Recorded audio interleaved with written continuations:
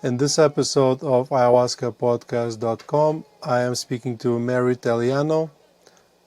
We speak about everything from transitioning from life to death, regrets people have before dying, um, using death as our life coach, psychedelics and fear of death, healthy grief, and we even include a little death meditation that you can experience. I hope you enjoyed this episode. Mary, welcome to the podcast. Thank you. Thank you for having me. I'm really excited and honored to be here. Thank you. Mary, what drew you to this work that, you could say most people avoid thinking about death and talking about death, but you're drawn to this work and to help people in this. How did you end up in this position? Well, I think I became friends with death at a very young age. And if I think back, and I get this question a lot, when my first memory of death, what is my first understanding of it, would be when I died at 4. And I truly began to see the world differently after that. And if I look back now at that version of myself and really witness the different things I was feeling and seeing after that experience, it changed me. Even at 4, I could recognize a difference. And, then began volunteering at end of life and senior care facilities from 12 to end of high school. And I loved being there. I really saw an authenticity. I saw so many people at the end of life that had so many stories to tell. And as a kid, I was just excited to sit and listen to those stories and had a lot of patience. And so I think witnessing that experience and witnessing more life at the end of life through the eyes of a child molded and shaped the way that I offer myself now and how I feel into this work. Well, the way you describe it makes it sound less negative than we normally envision it. Mary, what is death doula? A death doula is a wide range of souls. So I get this question a lot. And so when I'm a death doula, my service is sound healing, it is meditation, it is grief support, it's Reiki and somatic work, it's legacy and vigil, and also working with plant medicines. But then you might have another death doula who doesn't do any of the things that I do, but they're really great at estate planning, contracts, and a lot of like the logical work that goes into wills. And so I think this is by design. Every death is different. So there's a lot of need for a variety of what death doulas can do. And so a death doula is a wide range of resources and support. And we come in and we really complement where hospice leaves off. We really are able to spend that time supporting a family and supporting somebody during transition that maybe hospice doesn't have necessarily the time to do. They come in and they handle the medical part. And so we really hold this other space with hospice and with other end-of-life care facilitators. Yeah, before preparing for this podcast, I didn't know word doula. It's a new word for me. So you work with a lot of people that are on their deathbeds. Where do you think psychedelics and plant medicines come in? What can they help with in that transition from life to death? Yeah, well, first I'll say that it's not for everybody. And so I support people at the end of life who have no idea that I serve plant medicine. And then I support people who have actively sought out my services for plant medicine facilitation. Um, yeah, so it's a variety of how I support people, but the people who are actively looking for this experience, uh, they're looking to support themselves during a very transformative time. And what psychedelics is, I truly believe, is a death practice, right? When you say yes to a ceremony, uh, diagnosis or not, all the things bubble to the surface, all of the work starts to arise, and it's the same thing for end of life. And this really supports, also transcendence, allowing this person to step outside of themselves for a moment, step outside the physical experience, and understand transcendence and trying to make meaning outside of the body definitely supports them during that time. Do you think psychedelics can be used as a form of rehearsal for death? For example, here at our ayahuasca retreat, a lot of people report that, I've died, or I've even died several times. And in our instructions for people before the ceremony, I say, if you feel like you're dying, just die, because you will be reborn. And I believe Mm-hmm. ancient Greeks that were drinking kikion, the LSD-based plant medicine, they had the phrase that if I would ever get a tattoo, I'd probably tattoo that. But the phrase says, "If you die before you die, you don't die when you die." So Yes. yeah, I kind of like tried to answer your question a little Yes. bit, my own question. But yeah, what do you think about that? Yeah, I fully resonate with that and believe that plant medicine is one way that we practice death before dying. Losing a relationship and a job, losing a certain way of understanding the world, when that changes, there's a death. So we are offered all of these opportunities to practice death our whole life. And I'll even say down to when we fall asleep at night. What do? You lay down, Shavasana, corpse pose, and you, at some point, whether you decide it or not, whether you want it or not, you will fall asleep and you go into a non-dual state. You are disconnected but connected still, and you're practicing that surrender. And then you explore whatever you explore in the mind and the subconscious, and then you whoop, come back to life, come back to this place. And so we're even practicing going to another side, coming back, going to another side, coming back. And I see this a lot with people who are very close to the end of life. So they've already entered what I call the eternal sleep. They're not responsive. They're just breathing, and the breathing is a little bit different. And they're in that state. I can sometimes witness, and they'll show me, I'm coming out of my body, I'm coming back in. I'm coming out of my body, I'm coming back in. So I'm even seeing that kind of practice, in other people at the end of life. So I see how it all connects. When you say you see that, is that by using medical equipment or something else?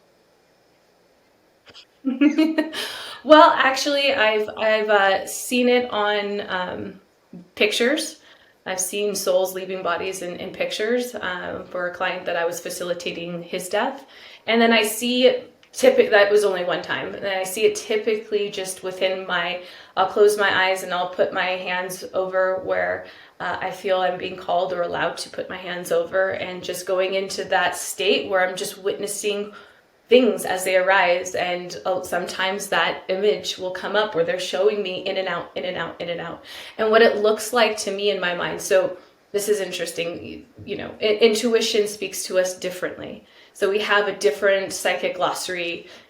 Each one of us have our own unique ways of understanding symbols and intuitive information. And so when I see it, typically I'll see an outline of a body, and then I'll see a light come out, like the same form of the body, but light and dark, and I'll see it kind of oscillating between it. And that's how I understand, oh, they're practicing coming out of the body and coming back in, if that makes any sense. I know you teach people to be death doulas, but does that require learning that spiritual side of it and seeing energies and feeling energies, or can you even learn something like that?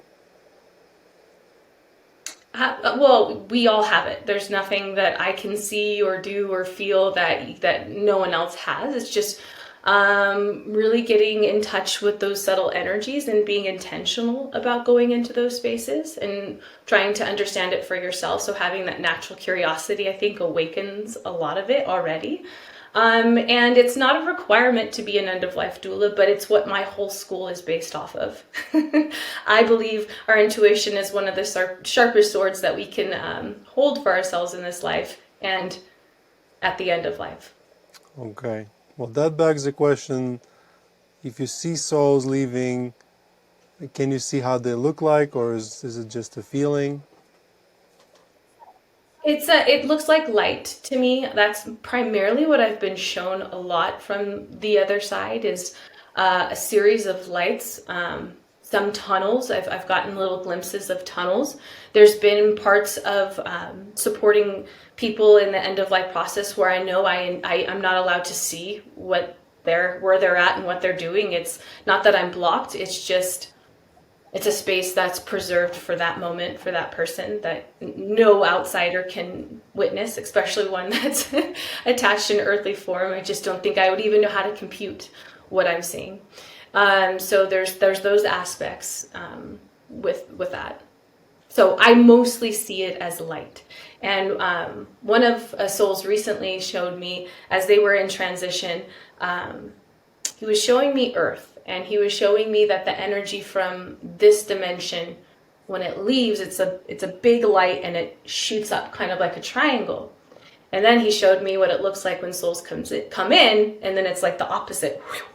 And there was like this highway going back and forth. And I thought and it was moving like a pulse. And that was really cool. And we're talking a half of a second of an image.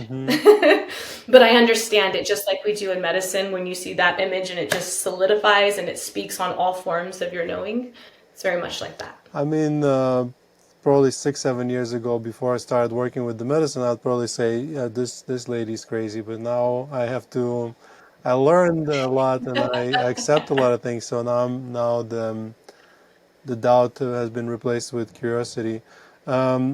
I don't know if I can ask you that, but all kinds of questions coming up. In that case, what is a soul? Is it a personality? Is it that? Yeah, what is a soul, Mary? I don't know if you can answer that. I know it's precious. And I know that a soul has the ability to really comprehend the oneness. And I think it oscillates between, a soul can oscillate when you're in that soul form. It knows how to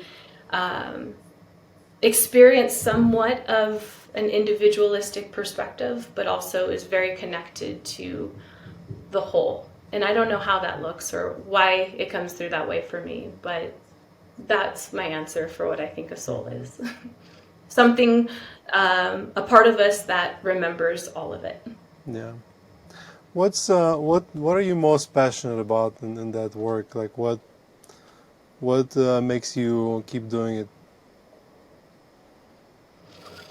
The authenticity. I worked in finance and insurance for 16 years, and it was fun. It was at a motorcycle dealership, so it wasn't like, I could cuss at work and I can throw up my shoes on my desk, and it was very casual. And so like it fit this little younger version of me that wanted to be successful in a playful environment. And so that's why I stayed there. But as I moved into this work, the truth of this work outweighed anything that I could ever imagine doing ever again. Like I just remember my evolution of finding what I want to do in this life. And each step of like work and career and trying to figure it out, there was always like the next thing, right? Okay, I'm doing this as a vehicle to get to that. Or I know there's something else, and there's like this curiosity. Where am I going to land? Where's my career going to really sink in? That doesn't exist anymore for me with this work. It is just something that nourishes me each time that I support somebody at the end of life, just as much as I'm nourishing them. And I can't deny that realness and that purity that can be exchanged. Well, this is a very necessary work that you're doing, and I know you're also on a mission to sort of rebrand death, and you teach a lot of other people how to do this work. So in the training you provide, can you, for people that are listening that maybe are interested in this field, how does this look like? Yeah. So it's a 90-day program, and what it is a program that, one, you could become a death doula and create a business. There's those teachings in it as well. Or two, you can really take this curriculum and just get closer with death in your own ways. So for example, the first 2 weeks of my curriculum, I'm not going over what a death doula does or how to do it or anything else. What I'm doing is I kill my students through a variety of meditations and different breath works and different prompts during our one-on-ones and our group calls, where I'm taking them through their death. And I think that's important so that they can understand where death is teaching them so that they can best support themselves while they're supporting others. And it's just illuminating any blind spots. And so the program is just to get closer with that piece with us. And then if by default this information is shared or a business is created or another school is created from it or retreats or however, the students take the information and alchemize it, it's beautiful. I've been doing this school for many years now, and what I see when I look at all the people who have come through this program is just a variety of different flowers in a field, and they're all sprouting in their own unique way. And so this school, I didn't realize was a mystery school. I never made this school to be like, I guess that's how it's a mystery school when it's a surprise to me too. But looking back now, I just started understanding that this is a mystery school because you don't really know what you're going to do sometimes with this information, but by the time the program's over, When you work with people that do have interest in using plant medicines or psychedelics in their transition, how does that look like? Well, there's a lot of different considerations to go into first and foremost. So a lot has to do with their intention, making sure that their intention is realistic. I never want to tell somebody you're going to take this medicine and it's going to change it all and it's going to make it better, and so I'm really looking out as they're communicating their intention just to make sure everything is in their consent and they know what it is and what it's not. And so that's first. And then the second thing is medical. Although I do screen medically my non-diagnosis clients, typically at the end of life, there's a lot of different medications to consider. And so we go really heavy into that. My goal when I'm serving end-of-life patients is to have the whole care team, if I can, the doctors, the family, everybody, if we can all be on the same page, that is my ideal situation. And then something else that I highly consider before serving somebody is who's going to be around them during integration. Because if somebody is not on board, right, we got cousin Dan from Tennessee who's like, what are you giving grandpa? Hell no, I'm calling them, whatever it is. People get, have their own opinions and they're fine to have it, but I need to consider who's going to be caring for this person during integration because they're going to be very vulnerable. And they, unlike people who, will go do ayahuasca and come home and be like, you know what? I don't want to be home right now. I'm going to continue, stay here for another couple weeks and do a journey and go see a waterfall and integrate. They don't have that option. So I have to make sure that the people who are going to be supporting them afterwards are on board and just as much a support as this person needs for this space. Well, this is why we're recording this podcast, so that Dan from Tennessee, Dan, I hope you're listening, gets educated. And when the time comes, he's ready to accept that. It's a beautiful work because if you work with plant medicines and let's say you work with the entire the person that is dying and also the people that are ready to be grieving, they can sort of work through the maybe conflicts and take the masks off and get really connected, and the person that is dying can sort of rehearse the process a little bit, and then when the person dies as well, you also then help the people to grieve. So the two questions are, what medicines do you work with in that process, and is there a follow-up for the grieving people? Yeah, so during the grieving process, the grief is the medicine. So I'm not going to serve somebody who is in immediate grief. This is a part of what I do is just support them through that heavy, dark place. And hopefully we can get to somewhere down the line eventually, preferably maybe like a year after the person has transitioned, to maybe then consider a plant medicine experience if it's something they're actively wanting to do. Microdosing psilocybin can be great, not immediately, but maybe in between that marker of a year, maybe, at the 6-month marker, maybe a little bit further in the process. So the grieving process, the grief is the medicine, and I love to support people in that place, because there's so much that gets activated in the grief process that people can sometimes overlook or miss. And so having somebody to reflect a little bit back what's going on in that experience for them can be really impactful for how they hold this grief forever. So yeah, I like to set people up with a healthy foundation of grief right away, and then later on consider plant medicine. But it's definitely not something that's in my scope of practice to do immediately. We have a lot of people that come to the retreat that have recently experienced the loss of a loved one, and not always, but I would say 50% of times they somehow through ayahuasca manage to connect to the spirit and to maybe have the parting words. And sometimes the people tell them, there's something I forgot to say, especially when they didn't have a chance to say goodbye. What do you think about that? Is that a real thing, or is it just in their heads? Or Who am I to say? I know for me, when I've connected to the other side, it's very real, it's very intimate, and there could be nobody that could say, oh, that's not real, or that didn't happen, or, so for me, it's a very personal experience. And I would say when it feels the most real for me is when it feels embodied and not in my mind. And so if that's the feeling and that's the frequency and that's where I'm at, I really interpret that as truth. And there's so much, I don't know, the other side of the veil has never been louder.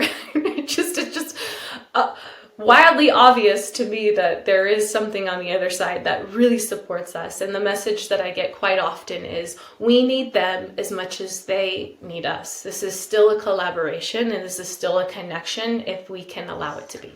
Well, I personally believe it, and I'm a skeptic. I try to sort of question everything, but I believe it because sometimes people also get messages that they personally had no way to know about, tell your mom to go do this with that person, and then they pass the messages along, and people get surprised, like, how did you know that?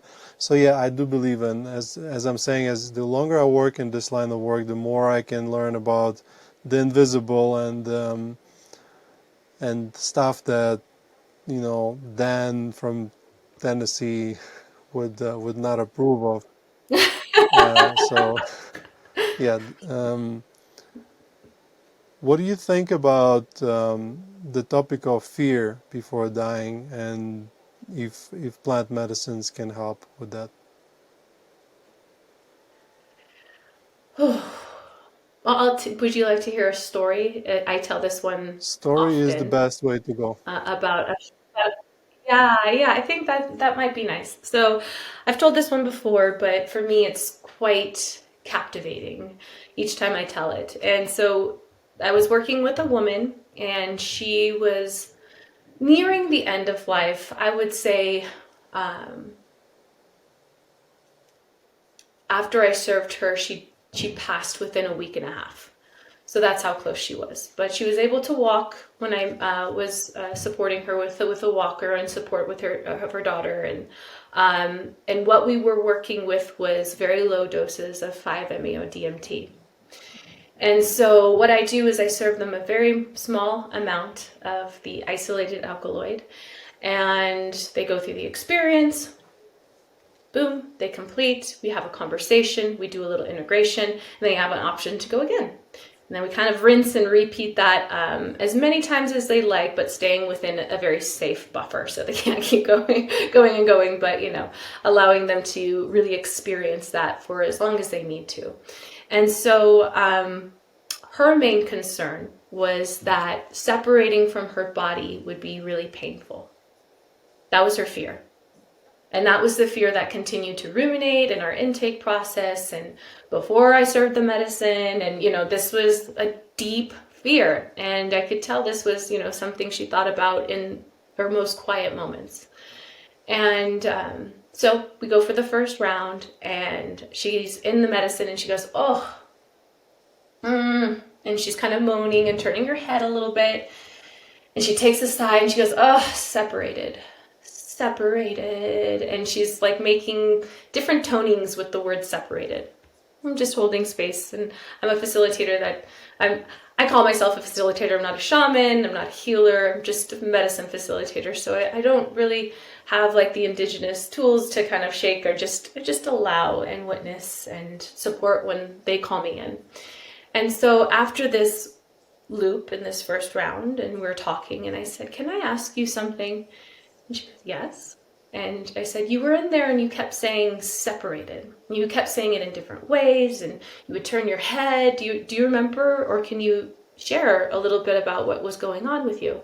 And she goes, yes, I was separating from my body and it was beautiful. And it was like this dark void, but I was like falling into it and I was trying to understand it, but it didn't end.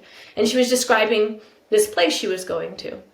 And after she was done describing it, I said, did it hurt? And right when I said that, she kind of like smiled from, one side of her face and she goes, no, huh. And at that moment, I watched in live time the contract between the fear and suffering of separating from the body change. And when I think about that, you asked me earlier, like what inspires you? It's stories like that. Because I wonder, I always am wondering, like, what would have been like if she hadn't had that connection? If she continued to ruminate on that fear until it got so big that was all she could pay attention to, was that fear. And something else got ironed out in that moment for her. And a week later, she died very peacefully, surrounded by the people that she loved the most. And it didn't hurt. Beautiful story. Kind of makes me want to ask for another story. Do you have more stories like this? Makes it feel nice and fuzzy. Yeah, I have a beautiful story about another client of mine who I worked with him for quite some time. I worked with him in diagnosis all the way to the end of life and supported his family in a very big and intimate way, I would say. And as we got closer from now palliative care to hospice, he wanted to, and this is a family, by the way, long before his illness. For many years, this family was sitting in ayahuasca and going here to this retreat. So they were very familiar with plant medicine. And towards the end, this is something that they wanted to experience as a family. And so the setup was, here's the living room, and this is where his bed was. And then there's a wall here, and there's a fireplace in between the wall to the next bedroom.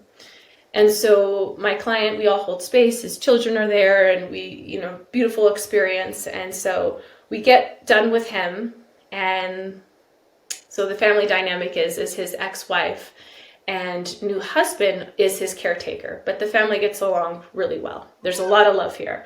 But now there's this other man, right, in this home who's going to be the father of these children when this man passes. There's an awareness of this, but it hadn't been spoken quite like this. So the stepfather now went into the room, and we began to open up the space for him to experience the medicine. And as soon as he started to go into it, I got the message, go to the client in the living room. Now, he was already asleep and tucked in and doing very silent and well out there. So I was like, okay, I'm just going to listen to where I'm being called to go. There was a facilitator and the wife in the room, so I felt good about enough people in the room to hold space while I went and to support the man who was transitioning. So I go out there and I hold his hand, and immediately he's just giving me all these messages that were so powerful that I still carry to this day. But one thing that was incredible is I'm holding his hand and he's just showing me so much. All of a sudden, that fire, crack, crack, pop, pop, poop, poop, and like the flame, like when a fire pops and stuff comes out, the embers, it was like popping out. I was like, well, okay, interesting. And so I go back and I'm holding the client's hand and I'm like asking what this is. And I'm watching these two energies in the room start to do this. Like there's a merging. And I don't understand it, but I'm like, cool. This is nice. The new father or the husband that's going to be stepping in comes into the room after his experience and he sits down and he's crying and he says, I was in my medicine journey and he was passing me the baton. And he said it was happening through the fire. And I was like, so it was like this fire, this was an energetic merger of these two energies, like through the fire, through the transformation, through the destruction, through the realness of this, something was being reborn. And Jim was, sorry, I shouldn't say names, edit that out. He was literally passing that baton to the new father. And so that's another story that lives with me. And I think about it quite often. It is very beautiful. Yeah, I don't think you should worry about the name. It's just one name. You didn't have the whole story on a social security Yeah. number. Whoops. It's gonna Yeah. be It's okay. a very common What talking about stories and when you work with people and what do they talk about, in last days of their lives? Especially, what are the regrets people mention when they're dying? name. It's all around where they spent their time. If it's a regret, it's how they spent their time and what they were spending their time doing, and if it was truly the most valuable place they should have been placing their energy or not. I truly believe we're in the right place at the right time always. I don't know if that will necessarily be my regret, but I do see that one come up quite often. Family dynamics, how things have been handled within the family. Um, all variety of different ways that shows up, family, that kind of comes all to a head at the end of life as well. um, but it's great to explore these, we call it as an end of life doula, rugs, regrets, unfinished business, guilt, and shame. And so this is there's different exercises and some prompting questions we can support people with to kind of help them understand themselves and see if they can support them a little bit more in different shadow work. But it's also part of the work to enliven and see what is your legacy? What have you left behind? What are you leaving behind? What are future generations going to be able to experience because you were here? And so that's a big part of the work as well. I have heard somewhere, probably another podcast, because I'm such a big fan of podcasts, but that people say that a lot of times the the tendency seems to be that people regret spending less time with their family and more time working. So it's Mm-hmm. like family, they Yeah. want more family and they hope they focus less on the money.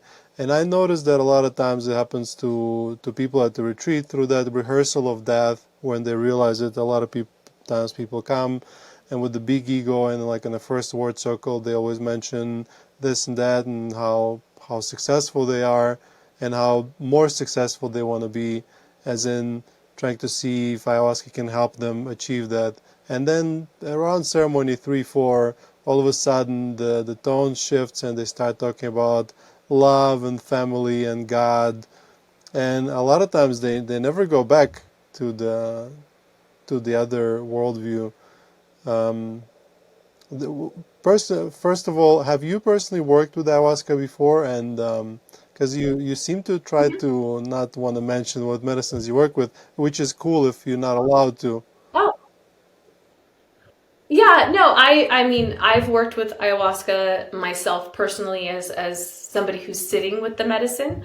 The medicines that I serve people in diagnosis or at end of life is sometimes MDMA, psilocybin, microdosing psilocybin, or 5-MeO Hmm. DMT. But do you reckon? Yeah, but I've had my experiences with Okay. ayahuasca, No, I and was it's just worried that definitely maybe informed maybe my work. because you're in US, you're not allowed to talk about it, and I'm kind of like pushing for it, and I felt a little weird. So, what do you think yourself as you work with ayahuasca? First of all, has it helped you in understanding your work better?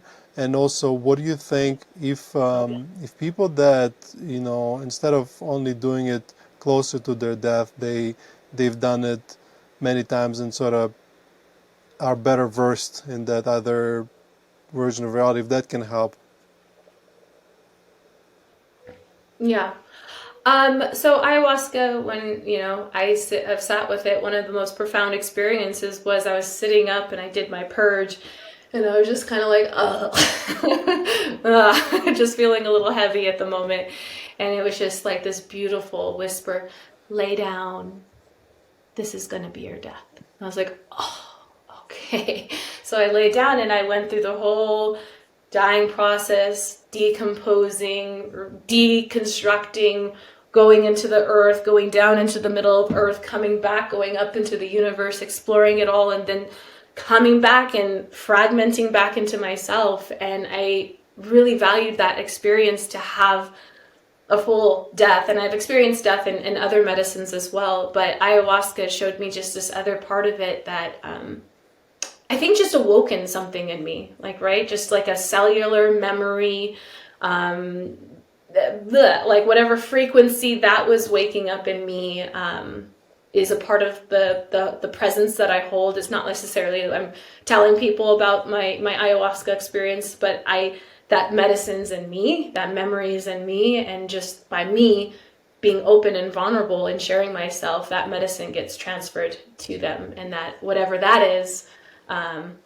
yeah, that's how ayahuasca has shown me to share that experience with others. Just being there and having that already inside of me, And have you and you and have too, you and you and you and you and you and you're all yeah. listening. And have you noticed that people that, let's say, dedicated some part of their lives to spirituality, whether through plant medicines or other ways, that they have easier time navigating the last days of their lives?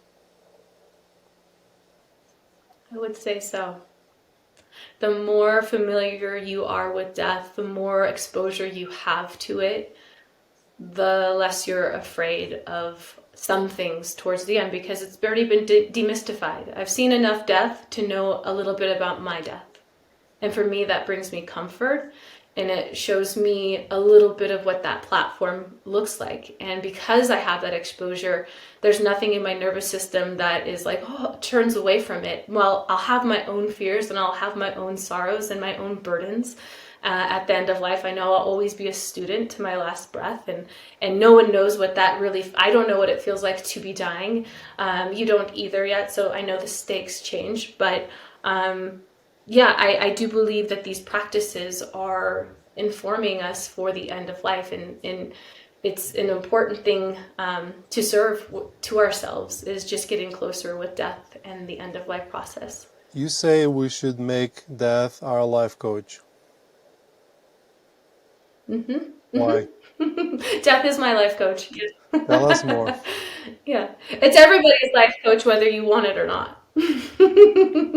So why should we do it, and how? What should we focus on in that making death our life coach? Yeah, I would say if this is something that you're new to, this is a new concept of making life or making death your life coach, I would say maybe listen to a death meditation. And I can, Sam, I can send you one of my death meditations, and maybe you can put a link in the bottom so that they can just click it if they want to.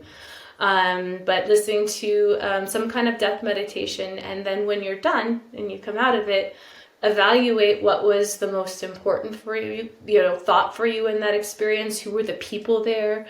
What was the energy surrounding you? Like, just gather information from this meditation, and write it all down. And when you kind of put it in front of you, you can kind of see what is your value, what are you valuing today, what is your impact to yourself and others. Are you doing the thing that you really want to do? Are you not doing the thing you really want to do? And so it's kind of like a pendulum to kind of be, where are you at on this spectrum of life? And so if it was today, well, now you have a lot of information to kind of lean into how you want to experience right now, because it's all we have. Is it So using death meditation is a beautiful way to start to be guided by this is it process. kind of like asking yourself, what will people talk about me when I die? What will be written in my obituary? No, yeah, I mean, yeah, not I don't put emphasis on that because like who Mm. cares? Like as far as like I don't really necessarily want people to really focus on like how people will, well, I mean it's important to note you're going to be remembered, but I really like them to focus on like what's happening right now. What is important right now, because that's what brings them to the present moment. And I think kind of worrying about what people think or how they perceive you is kind of putting a little fear into the future. And I think if by consequence, if you can just be the best version of you now in this kind of spectrum of death meditation, by consequence, people are going to have wonderful things to say to you or about you at the end of life. Mary, how long is a death meditation? The death meditation is 8 minutes and 55 seconds. Okay, so it's not that long. Can I ask you for a favor? Can you give us like a Mm-mm. simplified version, like a 3 minute one right now, and then we'll link to the full one, just so people can. Oh, yeah. Well, I mean, I don't know if this one will necessarily mirror that one. I'm just going to channel and see what comes through, and then we'll make that an option for them. Please, So just go ahead wherever just you're one at. second, please, guys. If And you're driving, don't drive while meditating. Okay, so just stop your car and then let's go, Mary. Thank you. this death meditation is not supposed to kill you, so please pull over or listen to it later.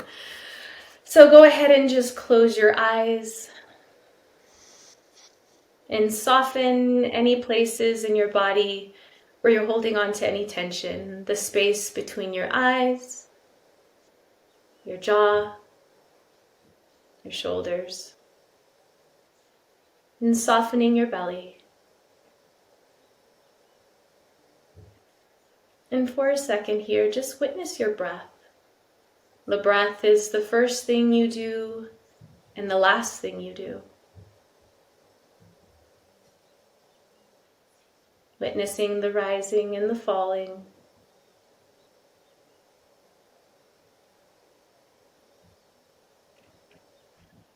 Now I want you to imagine yourself at the end of your life. You can be any age, and your transition can be whatever you would like to see for your death.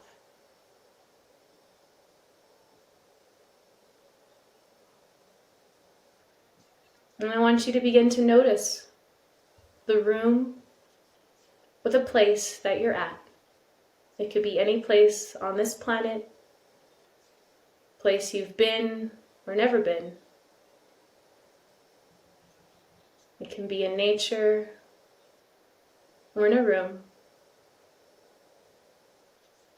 But just observe your surroundings.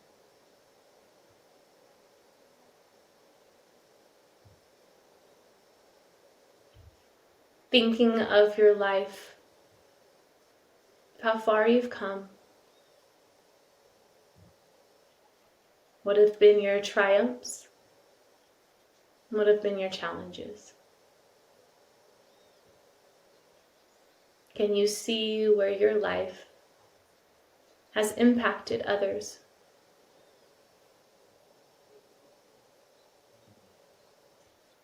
Taking it all in without trying to change anything, just witnessing your life story.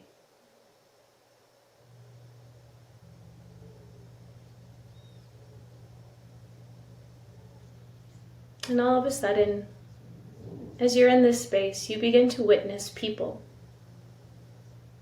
starting to enter wherever you're at.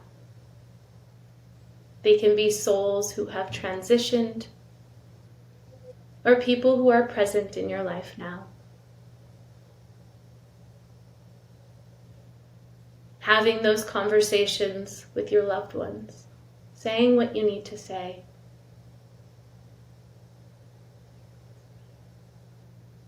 Relaying your love and your gratitude in whatever way feels right for you. As the space you're in becomes more crowded, are people celebrating you? Are they mourning you? What is the nature of your relationships and your interactions? Are there things that you need to say? Anything that you need to compassionately close? Taking it all in as each person begins to fade away.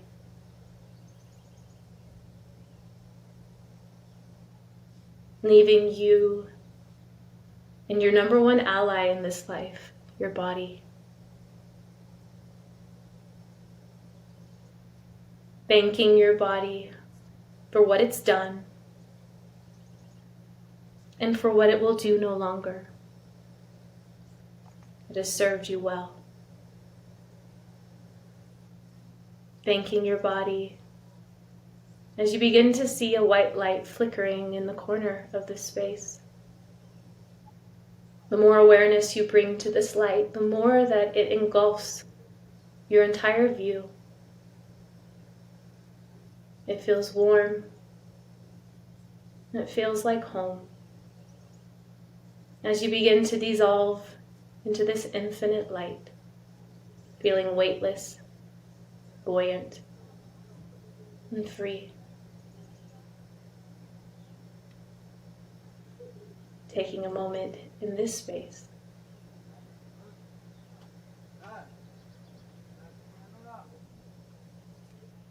And bringing it back to your breath. Taking in a deep inhale, exhaling it out. Another deep inhale, just connecting you back into your body. And wiggling your fingers and wiggling your toes. And blinking your eyes open.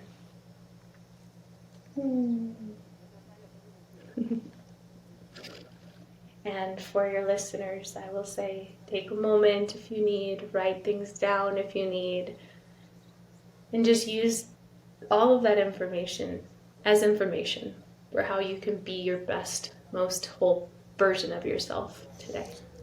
Thank you, Mary. Great meditation. I've learned something from it. Yeah, it's important to think about it, guys, because there's few things are certain in this life, and one of them is that we are going to die one day, and better get ready and use that notion to propel us to better decisions in life. But for most of us, I would say, probably who are listening, the death is not soon yet, but maybe if we do lose a loved one or family member, friend, you mentioned a concept of a healthy grief. Can you talk a little bit about that? That's such a good question. Healthy grief is just the kind of grief that doesn't turn away. What does it mean? Well, healthy grief is just being in the full ecstatic and realness and somatic realness of that experience, allowing yourself to scream, allowing yourself the silence, allowing yourself the space, allowing yourself the right foods or the whatever foods you desire. And it's just about continuing to say yes to self-care, and seeing somewhere in all of that if you can find the diamond in the ashes.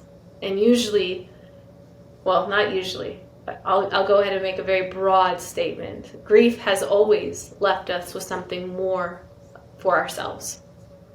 It's given us gifts every single time. And so if you can sit in the ashes long enough, you'll find that. So healthy grief is just one that is an allowance and one that has compassion for self. Because your whole nervous system is rewiring itself to understand a world without this person or thing or place or experience in it. Mm-hmm. Thank you. That's very wise. Mary, what is Anamkara? Anamkara is a Celtic, well, the word itself is the Celtic phrase for soul friend. And I thought that, as I was becoming a doula, I was like, that seems appropriate. That's kind of what I'm doing. I'm a soul seeing another soul and befriending it. And so the Anamkara Academy is my end-of-life school, but the word Anamkara directly is soul friend. Okay, so Mary, thank you so much for sharing. It's been very, very profound. I've definitely learned a lot from it, and I'm sure the listeners as well. We'll definitely link to the full death meditation in the captions. You'll send me that afterwards, please. For those who Absolutely. want to learn more about your work, or learn how to become a death doula, or maybe they're dying themselves, or a loved one is dying, or they want to learn more about grief, where can they find more about you? You can visit my website at connectanamkara.com. So ConnectanamCara.com. You can locate me on Instagram, Mary_Telliano, Telliano. Those are really good places to start. And send me an email, send me an Instagram message. Pretty open, however people come through.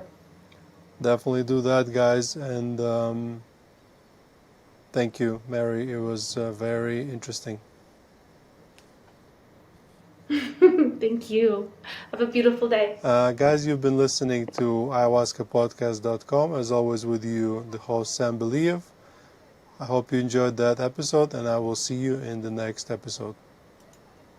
Guys, I hope you enjoyed this episode. If you like our podcast and would like to support us and Psychedelic Revolution at large, please follow us and leave a like whenever you're listening to this podcast. Nothing in this podcast is medical advice. It's intended for educational purposes only. Trae con la vida, vida de la baila, cura con la guaira, limpia, limpia, taita, vibrando con